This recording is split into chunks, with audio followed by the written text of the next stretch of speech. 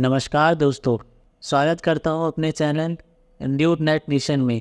Hamas और Israel के बीच बंधकों की रिहाई और युद्ध में विराम को लेकर समझौते की घोषणा कर दी गई है। इजराइल की कैबिनेट ने 50 बंधकों की रिहाई को सुरक्षित करने के लिए हमास के साथ समझौते को मंजूरी दे दी है।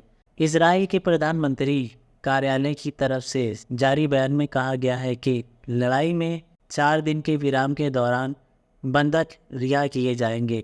इस समझौते के तहत अतिरिक्त 10 बंधकों की रिहाई पर युद्ध विराम को एक और दिन के लिए बढ़ाया जाएगा। इजराइल की कैबिनेट ने मंगलवार शाम शुरू हुई एक लंबी बैठक के बाद इस समझौते को मंजूरी दी है।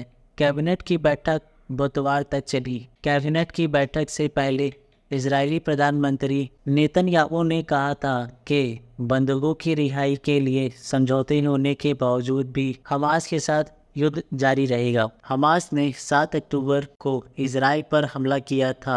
इस हमले में 1200 से अधिक इजरायली मारे गए थे और 200 से अधिक को बंधक बना लिया गया था। इस हमले के बाद इजरायली ने गजा से हमास को समाप्त करने के उद्देश्य से गजा पर हमले शुरू किए थे। गजा पर 46 दिनों से इजराइल के हमले जारी हैं और इजरायली सेना गजा में बड़ा ज़मीनी सैन्य अभियान भी चला रही है। फ़लस्तीनी सूचना केंद्र की तरफ से जारी बयान में बताया गया है कि 150 फ़लस्तीनियों के बदले 50 इजरायली बंधकों को रिहा किया जाएगा। इस समझौते के तहत राहत सामग्री और दवाइयाँ लेकर आने वाले सैकड़ों ट्रकों को गजा में दाखिल होने की अनुमति दी जाएगी। हमास के मुताबिक ईंधन को भी गजा में आने दिया जाएगा। समझौते के तहत शुरुआत में हमास 50 महिला और बाल बंधकों को अलग अलग रिहा करेगा। इजराइल की सरकार का कहना है कि हर अतिरिक्त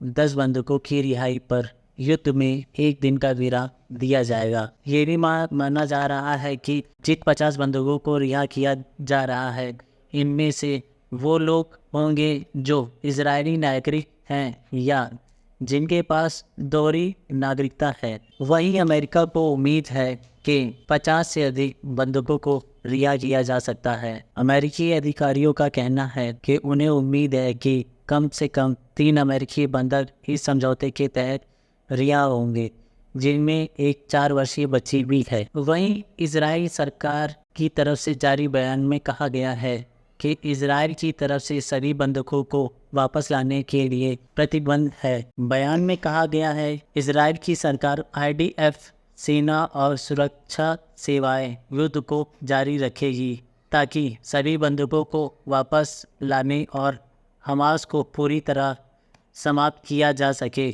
और ये सुनिश्चित किया जा सके कि गजा से इजराइल को फिर कभी कोई खतरा ना हो। इजराइल और हमास के बीच बंधकों की रिहाई के लिए हुए इस समझौते से जुड़ी जानकारियां कई दिनों से मीडिया में आ रही थी। अब इजराइल की सरकार ने इस समझौते पर मुहर लगा दी है और 46 दिनों के बाद गजा में हिंसा रुकने का रास्ता साफ हुआ है। इस युद्ध में हो रहे भीषण विनाश और बड़ी तादाद में आम लोगों के मारे जाने की वजह से इजराइल पर युद्ध को रोकने के लिए अंतर्राष्ट्रीय दबाव बढ़ रहा है।